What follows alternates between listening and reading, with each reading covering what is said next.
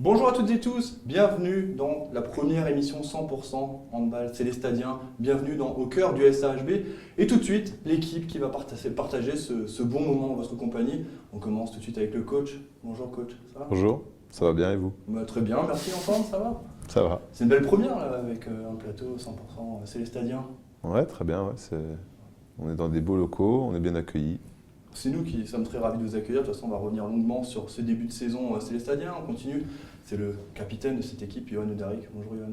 Oui, bonjour. Bonjour à tous. Ça va aussi en forme? Oui, nickel, ça va. Ça va ce début de semaine là? Ouais, assez à l'aise, ça va. C'est bien. On espère que ça va continuer comme ça cette semaine et puis dès ce week-end face à Caen. Oui, bien sûr. Enfin, c'est pour ça qu'on bosse toute la semaine. Exactement, on va y revenir et on termine avec le directeur général. Bonjour Thierry Omeyer. Non, Christian. Christian, voilà. Alors vous savez, c'est incroyable. Toute la semaine, je sais, je connais parfaitement, je suis célestadien et il fallait que ça m'arrive. Bonjour Christian, je C'est m'excuse. pas grave, j'ai l'habitude. Mais c'est terrible, ça m'est arrivé aussi sur du foot, mais tellement j'y pense que voilà. Vous allez bien? Ça va, content d'être avec vous. Ouais, très content de vous accueillir également, Christian. Bon, première question, ce week-end, Célestat a joué face à Limoges. Malheureusement, ça ne s'est pas très bien passé pour votre équipe, pour votre club. Qu'est-ce qu'on retient de ce match? Qui veut commencer, hein? On est coach, vous voulez démarrer? On retient plusieurs choses. Il y a déjà l'aspect comptable. Effectivement, ce match s'est soldé par une défaite qui est dommageable. Ensuite, il y a aussi le contenu qu'il faut différencier. Je crois qu'on a fait un match cohérent et correct par rapport à ce qu'on souhaitait. Maintenant, on est dans une phase où je pense qu'on y reviendra, où on manque un petit peu de confiance et on pêche beaucoup sur les derniers gestes. On a besoin de continuer à corriger ça puisque ça nous a encore fait défaut sur le match de Limoges. Ouais, Johan, quand on est sur le terrain, on est en première ligne et puis là on sort de 3 défaites consécutives. Et pourtant le contenu, comme vient de le dire le coach, est encourageant et ça ne veut pas. Qu'est-ce qui se passe dans les têtes sur le terrain à ce moment-là? Ben, nous, sur le terrain, on n'y pense pas trop à perdre un match. Nous, ce qui nous intéresse, c'est gagner. Donc, nous, on est là pour bien faire et pour montrer justement qu'on est là pour gagner. Mais après, forcément, mais au fil des matchs aussi, forcément, il y a le doute qui s'installe. Donc, c'est à nous justement de travailler là-dessus pour balayer tout ça et on va partir sur une série positive. Et Limoges, c'était une équipe qui était largement à votre portée. Vous étiez à égalité avant le coup d'envoi. Qu'est-ce qui s'est passé? Ben, comme tout le monde, hein, on a perdu. Mais ce qui s'est passé, c'est que voilà, il y a eu quelques faits de match où maintenant on a laissé passer notre chance. Après forcément, sur la fin, ils avaient leur public avec eux.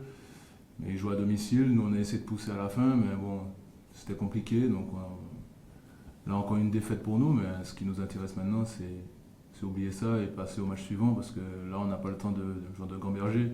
Là, il nous faut carrément prendre des points. Donc c'est ce qu'on va faire vendredi. Donc c'est pour ça qu'on travaille toute cette semaine, quoi.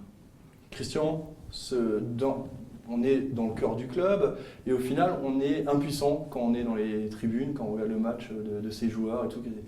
Limoges par exemple, c'est compliqué à voir de l'extérieur, hein. Oui, c'est sûr. On est dans une période un peu compliquée, hein, comme vous l'avez dit, avec 3 défaites de suite. Maintenant, il y a eu du mieux, notamment sur le match contre Saran à domicile, où voilà, on échoue derrière, après avoir effectué, je pense, un très bon match. Maintenant, voilà, c'est dans le sport, hein, c'est des choses qui arrivent, des périodes un peu plus difficiles.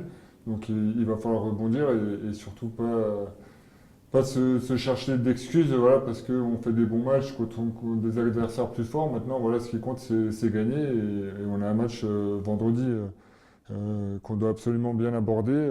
Ça sera pas simple, hein, parce que quand on est dans une situation très difficile, donc on va être attendu, mais par contre, voilà, les joueurs, le staff travaillent toute la semaine pour aller chercher la victoire à Caen. Ouais, Caen, on va y revenir, hein, lanterne rouge de ce championnat de Pro League. Coach, 3 matchs, les 3 premiers matchs de la saison, 3 victoires, on voit bien que Célestat est capable de faire mieux. Nous, on s'est mis de l'extérieur, on s'est mis à rêver sur cette saison. Est-ce qu'on s'est mis à rêver trop tôt?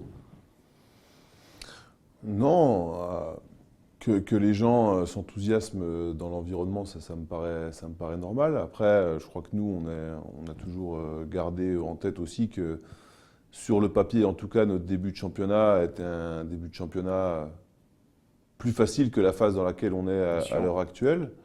On sait aussi que les saisons sont très souvent faites de moments forts et de moments un peu plus faibles où effectivement les équipes traversent des périodes un peu plus compliquées, que ce soit en termes physiques, que ce soit en termes mentaux.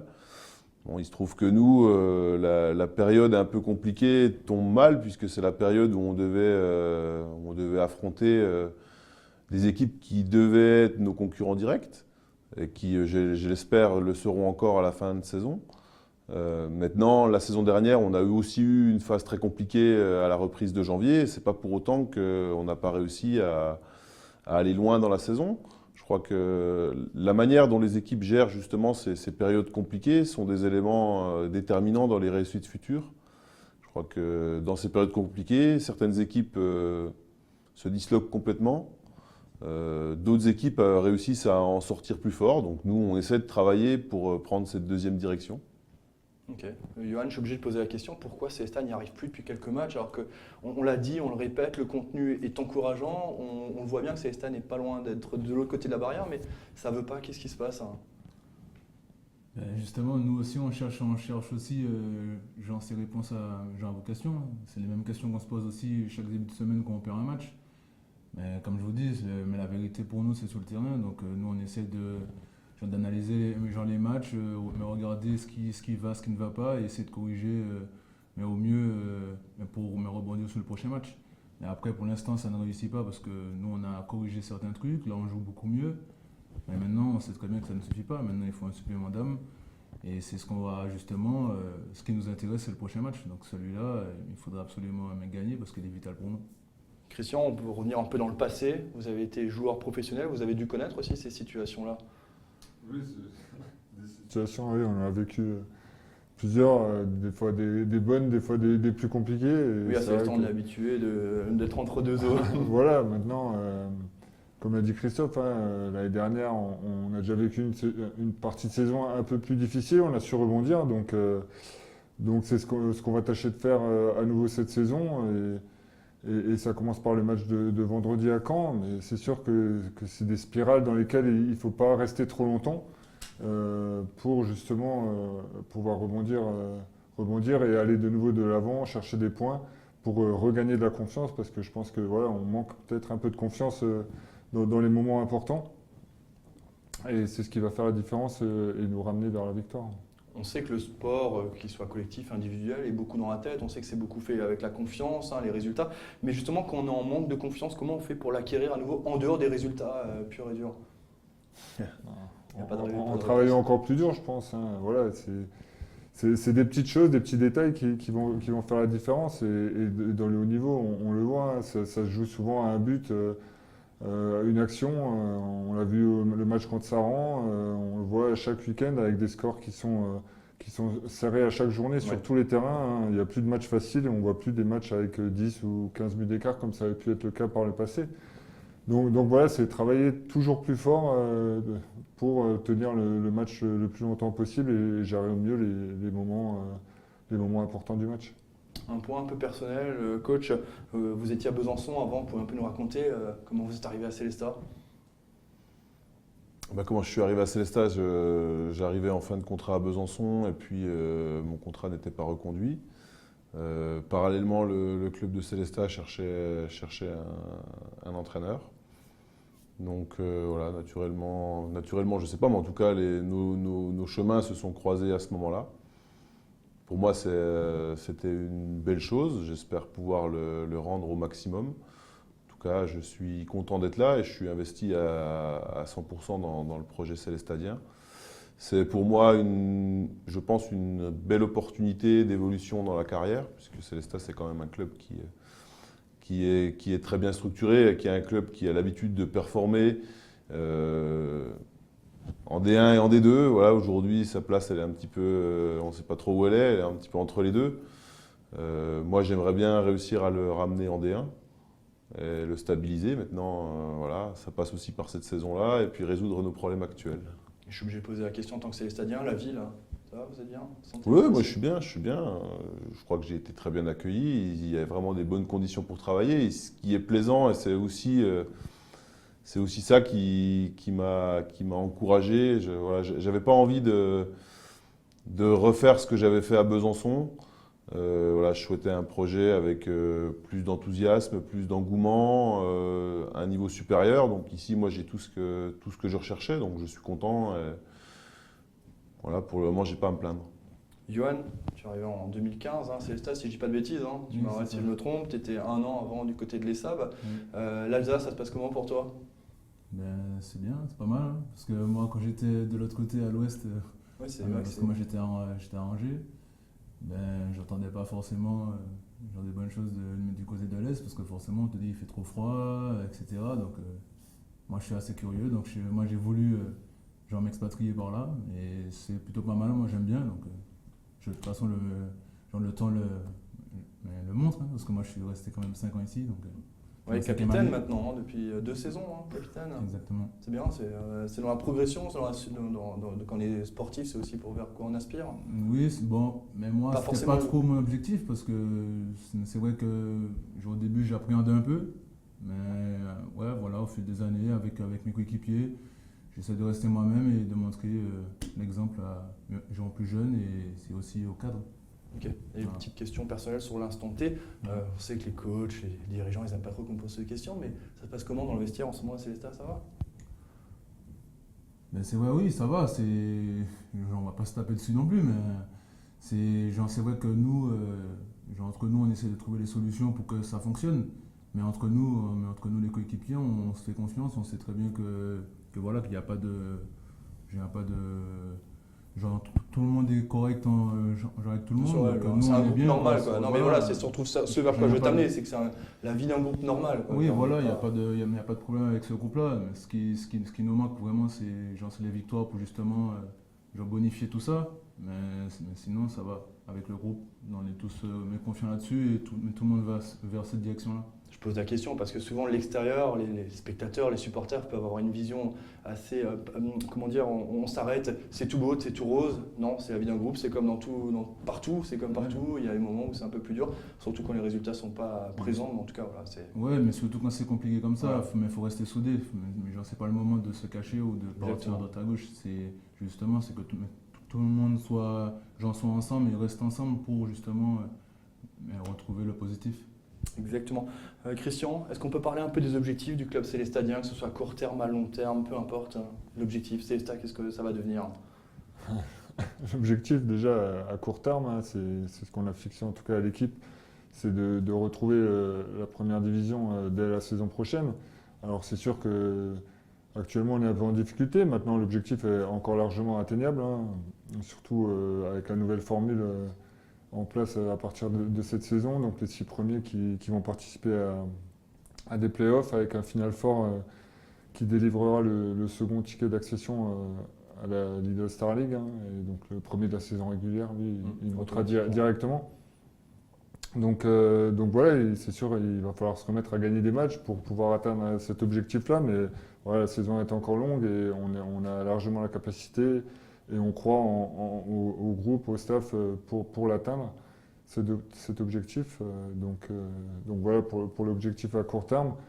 Et après, voilà, une fois qu'on aura retrouvé cette première division, ben, c'est essayer d'être pérenne dans ce championnat-là qui est de plus en plus compliqué, où il faut avoir un budget de plus en plus important pour pouvoir jouer un rôle dans ce championnat et se maintenir.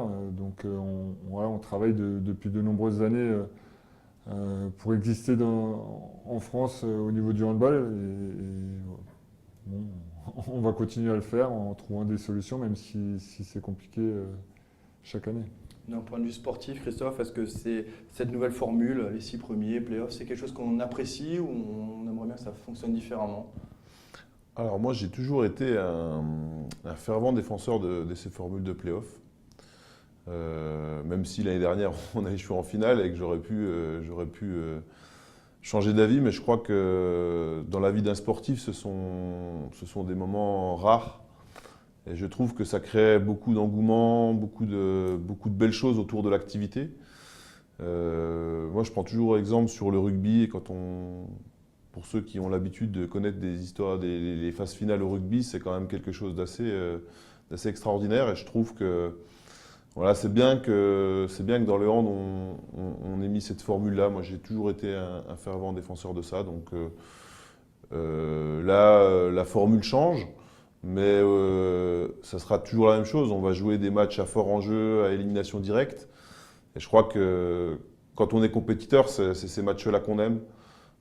Moi, j'y vois un deuxième intérêt. J'ai joué longtemps en D2 et j'y ai aussi entraîné un certain temps. Et lorsque les playoffs n'existaient pas, je trouvais les fins de championnat faussées par les équipes qui n'avaient plus rien à jouer. Alors, non pas par mauvaise intention, hein, mais Oui, bien à un sûr, moment, mais on les joue pas de la même équipes, manière, voilà. on n'a plus rien à jouer. Et pour avoir joué le maintien pendant 8 ans avec Besançon, souvent on se retrouvait à devoir attendre des résultats d'autres équipes.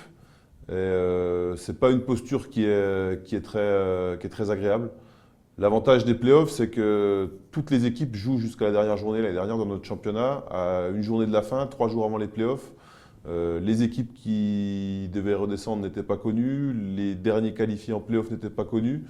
Donc sur les 14 équipes, hormis Istres qui était déjà assuré d'être champion, 13 équipes étaient encore en compétition.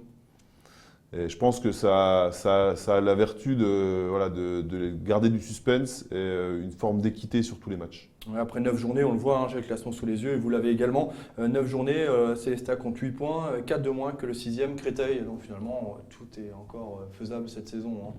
Oui, d'autant plus que je pense que cette année, il va y avoir un vrai effet calendrier.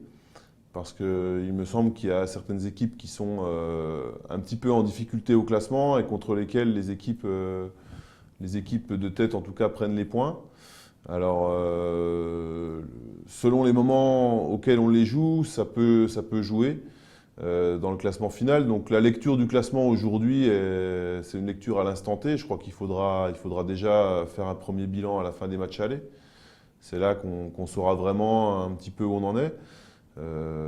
Voilà, on l'a dit, on est dans une phase compliquée, on aurait espéré avoir des points en plus, on aimerait être à la lutte plus haut, mais voilà, ces playoffs ouvrent un autre chemin, et donc l'objectif tel qu'on nous l'a assigné au club, il est loin d'être inatteignable, bien au contraire. L'année dernière, on s'est qualifié 5e et on a été en finale.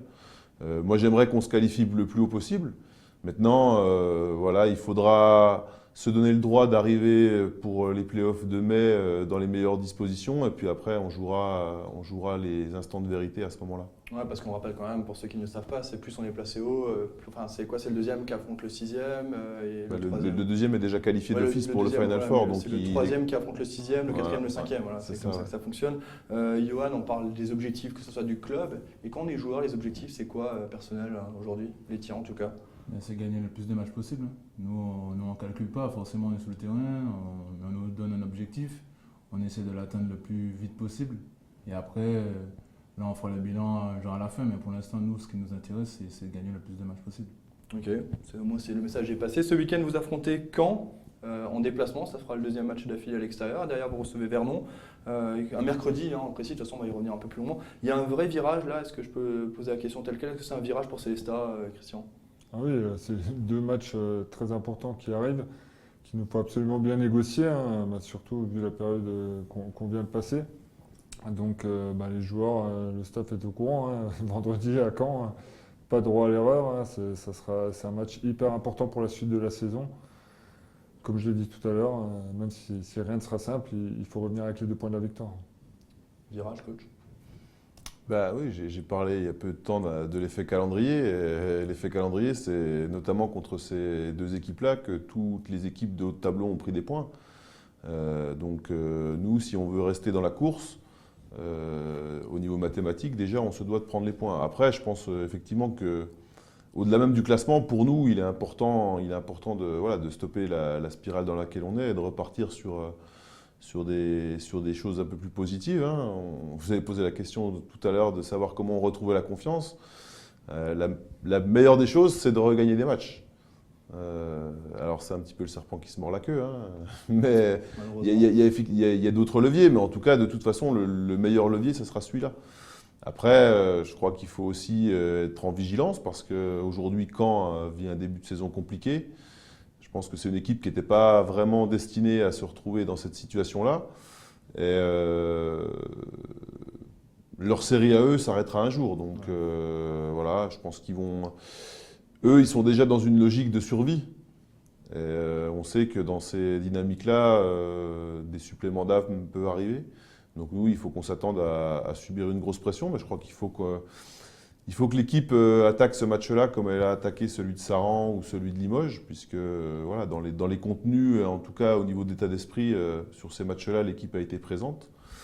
Et voilà, il faut qu'on arrive à mieux passer les caps qui nous mettent en difficulté dans les matchs, puisqu'aujourd'hui, c'est surtout dans ces moments-là que notre manque de confiance se répercute, quoi. On a du mal à afficher de la maîtrise dans les moments clés.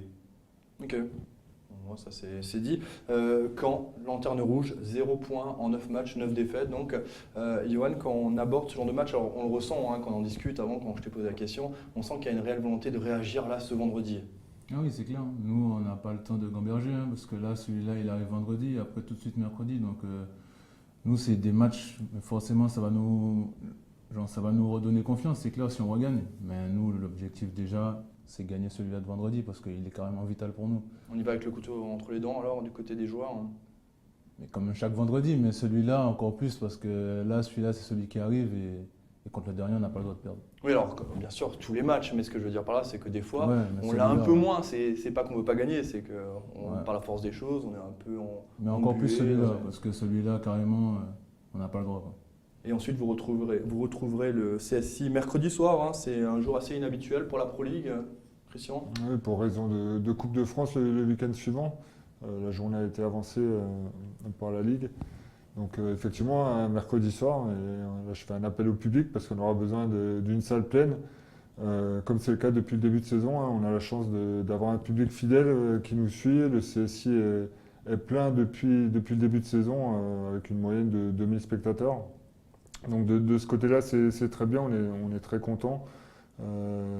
Malgré voilà, les résultats un peu plus compliqués ces derniers temps, le public est toujours présent.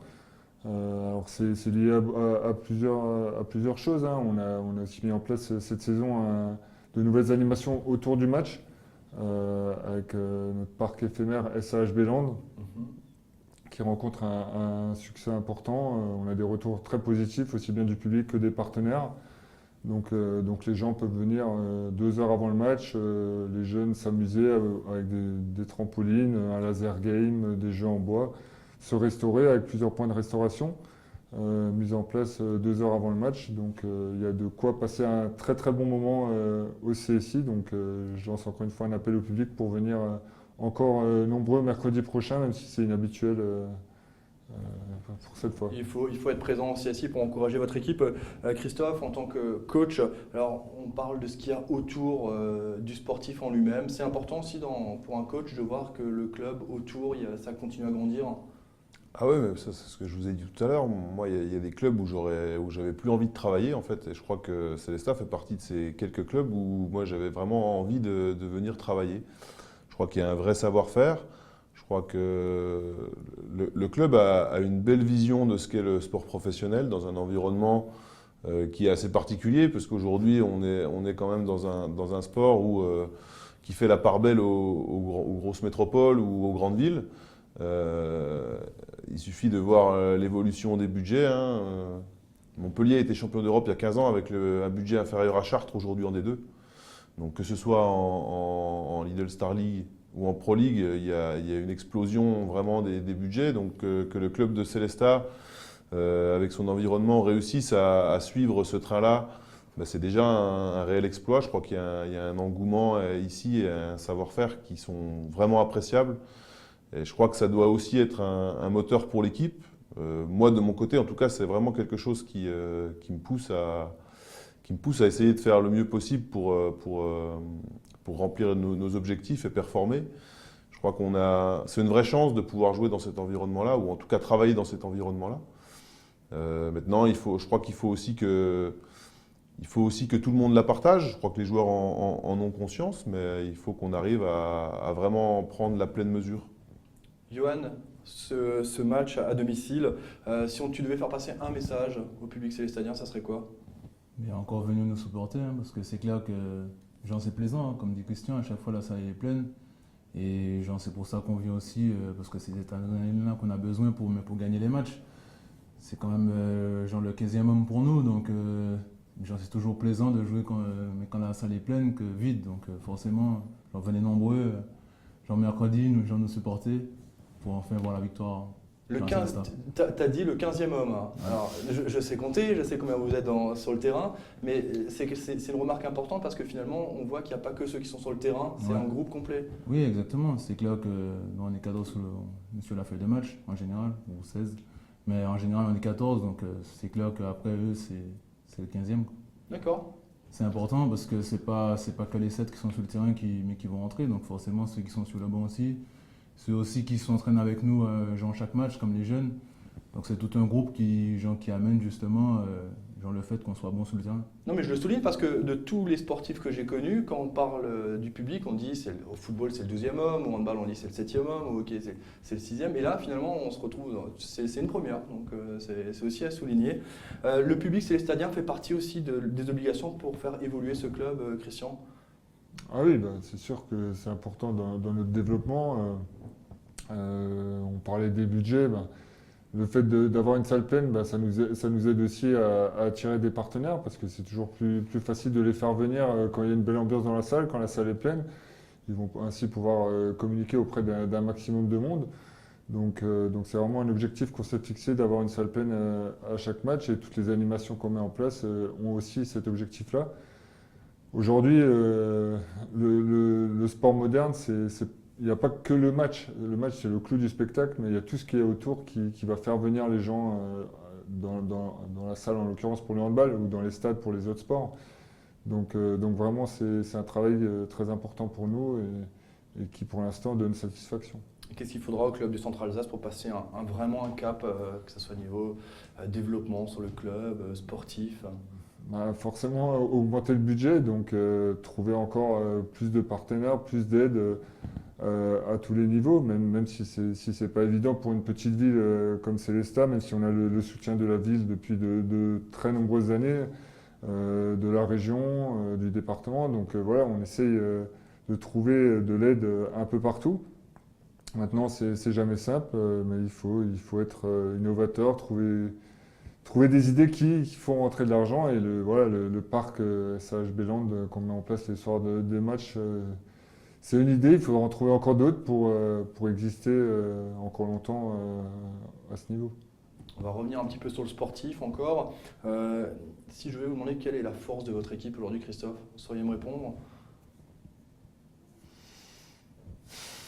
C'est compliqué, hein. C'est des questions qui ne sont pas préparées, c'est comme du direct. Hein, donc, Ben, moi, j'ai tendance à croire que la force de mon équipe, ça sera sa faiblesse d'aujourd'hui, en fait. Parce que je pense qu'on a un effectif qui est assez riche, qui est assez dense. Aujourd'hui, on a peut-être du mal à faire en sorte que chacun y trouve réellement sa place et assume toutes ses responsabilités par ses problématiques de confiance. Mais moi, je reste persuadé que lorsqu'on aura réussi à résoudre cette équation-là, ça sera notre force parce qu'on a un effectif qui est riche en termes de variété, il y a des profils de joueurs différents, il y a de la jeunesse, il y a de la détermination, il y a de l'envie. Voilà, ça manque, comme je l'ai dit, d'un peu de maîtrise pour le moment. Ça, il faut qu'on réussisse à corriger absolument cet aspect du jeu. Et je pense que quand on aura résolu ça, j'espère cette semaine, eh ben, on pourra repartir sur une spirale positive et en tout cas beaucoup plus conforme au potentiel de l'équipe. Johan, je suis obligé de te poser la même question. C'est quoi la force de l'équipe vue de l'intérieur? Mais le coach parle de maîtrise. J'allais me rebondir là-dessus en parlant de mental parce que c'est clair que ça, c'est primordial pour nous. Si mentalement on est bien, personne ne peut nous battre. Mais si mentalement on est friable, mais on peut être battu par n'importe qui. Et c'est sûr que ça, c'était notre force l'année dernière. Et c'est ce qu'on a encore du mal à avoir cette année. Mais c'est quelque chose qu'on travaille jour après jour. Et c'est ça qui va nous amener le combat, la régularité, etc. Et la confiance. Donc si on a ça, je pense que c'est le bon ingrédient mais pour justement gagner des matchs. Et ça encore, on est encore un peu friable dessus. Christian, comme vous les entendez, le coach, le joueur, le capitaine, hein, vous êtes d'accord avec tout ce qu'il vient de dire? Oui, je suis d'accord. On a constitué un groupe assez homogène avec des joueurs cadres, des jeunes joueurs en formation avec un gros potentiel. Donc c'est vrai qu'on compte sur tout le monde pour atteindre nos objectifs et on aura de toute façon besoin de tout le monde parce qu'on sait qu'une saison c'est long, il peut y avoir des blessés, des méformes. Donc c'est pour ça qu'on a constitué ce groupe relativement dense. J'ai parlé des jeunes parce que voilà, on sait qu'à Célestat, on a toujours eu une formation reconnue. On a sorti beaucoup de jeunes les dernières années. C'est encore le cas cette année avec notamment Julien Da Silva là, qui pointe le bout de son nez ou Valentin Kiffer, le gardien qui a signé son premier contrat pro cette saison. Gabi Niembo aussi.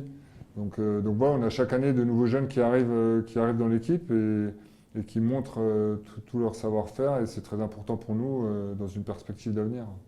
Christian, je reste sur vous quelques instants. Comme j'ai dit, joueur professionnel de 1996 à 2011. Si on doit comparer le handball des fins des années 90, il me semble que fin des années 90, Célestat jouait l'OM Vitrolles, hein, si je ne dis pas de bêtises, en Coupe de France. Et si on doit le comparer aujourd'hui, c'est quoi la différence? Ouais, ça a beaucoup évolué, ça s'est beaucoup professionnalisé par rapport à mes débuts à Célestat en équipe 1. Les entraînements se sont densifiés, hein, il y en a beaucoup plus, ils sont plus intenses, la composante physique a forcément pris une part encore plus importante que ce qu'elle avait avant. Donc plein de petites choses qui font que le handball va aujourd'hui plus vite et plus fort. Donc une évolution qui est aussi du coup plus sympa à voir à la télé, je pense, hein, parce que voilà, ça court dans tous les sens, il n'y a plus de temps mort. Et je pense que c'est très attractif. Coach, vous avez connu le handball un peu d'avant aussi, hein, finalement. Hein. Vous avez évolué avec ce handball. On est dans cette vision, un handball plus puissant, plus rapide. Ouais, je crois que c'est un sport qui s'est vraiment transformé sur les 25 dernières années. Je suis de la même génération que Christian, donc je l'ai vécu aussi de l'intérieur. Des fois, quand je les vois s'entraîner, les joueurs, ils me font presque peur maintenant. Je trouve que la dimension physique, elle a vraiment explosé. Mais je crois c'est un ensemble. Hein. Je crois que finalement, le sportif et le structurel dans l'activité se sont développés beaucoup au cours des 20 dernières années. Je crois que le hand d'il y a 20 ans ou d'il y a 25 ans était un handball qui se disait professionnel, mais en fait qui rémunérait des joueurs qui n'étaient pas réellement des sportifs professionnels. Pour la grande majorité, hein, attention, il y avait déjà des joueurs qui avaient cette approche-là, mais que ce soit dans l'encadrement, que ce soit dans les structures, que ce soit dans l'entraînement, que ce soit dans la gestion de l'environnement et le développement des clubs, tout était différent. Donc aujourd'hui, je crois qu'il y a un produit qui est un réel produit de sport professionnel. Les salles ont beaucoup changé. Aujourd'hui, il y a du monde dans toutes les salles. Je crois que les deux divisions professionnelles françaises sont des divisions qui ont vraiment beaucoup évolué. Vous êtes quel style de coach hein, aujourd'hui? Je ne sais pas si je suis la meilleure personne pour en parler. Justement, c'est pour ça que je vous pose la question. Je suis quelqu'un qui a besoin de communiquer beaucoup avec son équipe. J'aime responsabiliser les gens et les mettre dans une forme d'autonomie. Alors évidemment, les périodes et puis les situations font que des fois, on est obligé peut-être de resserrer un petit peu la vis et puis de laisser un peu moins d'autonomie aux joueurs dans leur fonctionnement quotidien. Maintenant, moi, je suis persuadé, parce que c'est aussi la vision que j'avais en tant que joueur, mais c'est aussi une vision plus globale du management, qu'à un moment, ce sont les joueurs qui sont les acteurs. Moi, mon travail, c'est d'essayer de les mettre dans les meilleures situations possibles pour qu'ils puissent s'adapter aux situations qu'ils vont rencontrer en match. Je crois que l'image du coach qui dirige depuis son banc comme un joueur de PlayStation, j'y crois pas trop, parce qu'à un moment, il y a suffisamment d'informations pour les joueurs sur le terrain et suffisamment de contraintes pour éviter de leur rajouter celles-ci à traiter. Voilà, donc j'essaye j'essaye de les mettre dans les meilleures conditions pour qu'ils puissent s'exprimer. Quel style de joueur? Je poserai la question à tout le monde. Hein. Que moi je suis? Ouais. Je sais pas, c'est sérieux. Moi je suis, je sais pas, un gars qui montre l'exemple, je pense, avec justement avec l'expérience que j'ai eue avant, genre des anciens. J'en essaie de donner le maximum de moi-même sur le terrain pour être exemplaire pour les jeunes qui arrivent et puis aussi pour mes coéquipiers qui sont autour de moi, de les mettre à l'aise, de les mettre en confiance. C'est ce pourquoi moi je fais du hand, c'est ce pourquoi je suis venu ici aussi, c'est pour genre, constamment apprendre. Donc même si aujourd'hui j'ai 31 ans, je pense que j'en ne cesse pas d'apprendre. Donc moi je continue à apprendre auprès de mes coéquipiers, auprès des plus jeunes aussi, parce que comme le handball il évolue chaque année. Donc moi j'essaye de prendre le maximum d'informations auprès de mes coéquipiers pour les mettre à l'aise, mais à côté de moi et de leur montrer la voie. Christian, vous étiez un joueur facile à l'époque? Euh, Non? pour l'entraîneur ou Pour les l'entraîneur, coéquipiers? ouais, pour l'entraîneur, ouais. Non, facile, non, mais moi j'aime pas trop parler de moi, c'est toujours difficile, mais je pense que voilà, quand j'étais sur le terrain, je trichais pas, j'essayais de donner le maximum de moi-même, aussi bien à l'entraînement qu'en match. Des fois j'avais peut-être un mauvais caractère parce que j'aimais pas trop perdre. Donc voilà, aussi bien à l'échauffement que pendant les entraînements, j'avais cette caractéristique-là. Donc voilà, après ça plaît ou ça plaît pas, mais en tout cas moi enfin voilà, quand je rentrais chez moi, je savais que j'avais donné le maximum et que voilà. Et en tant que dirigeant, c'est ce qu'on attend des joueurs aujourd'hui? Oui, c'est le message un peu qu'on fait passer parce que c'est aussi une des valeurs du club, hein, c'est d'essayer de toujours mouiller le maillot, de montrer voilà, au public qu'on est sur le terrain et qu'on donne le maximum. Donc c'est le message qu'on fait passer aux joueurs, hein, qu'il faut se battre de la première à la dernière minute pendant les 60 minutes et après advienne ce qui adviendra. Mais voilà, après ça reste du sport, mais si on a donné le maximum, on n'a jamais de regret à la fin du match et en général il y a un succès à la fin. Alors on se retrouvera d'ici 2-3 semaines pour un nouvel épisode hein, Au cœur du SHB. Qu'est-ce qu'on peut vous souhaiter d'ici là? Un maximum de victoires et à commencer par vendredi à Caen. Vendredi à Caen, on rappelle aussi mercredi prochain, Célestat accueillera Vernon au CSI à Célestat. Venez nombreux et nombreuses pour encourager votre équipe. Coach, même question, hein, je sais que la réponse elle est dans la question, mais qu'est-ce qu'on peut vous souhaiter d'ici 2-3 semaines? Effectivement, un maximum de victoires. Moi je crois qu'il faut que l'équipe continue à travailler comme elle travaille. Je crois qu'on va trouver la solution. Je pense qu'on est presque en train de la trouver. Maintenant, quand on aura trouvé ça, je crois que les victoires reviendront naturellement parce que j'ai une équipe qui ne triche pas. Je crois que c'est des joueurs qui ont un bel état d'esprit, qui travaillent. Il faut juste qu'on arrive à débloquer certains aspects comme la confiance qui nous permettra de nous livrer avec un peu plus de légèreté, je pense. Pareil.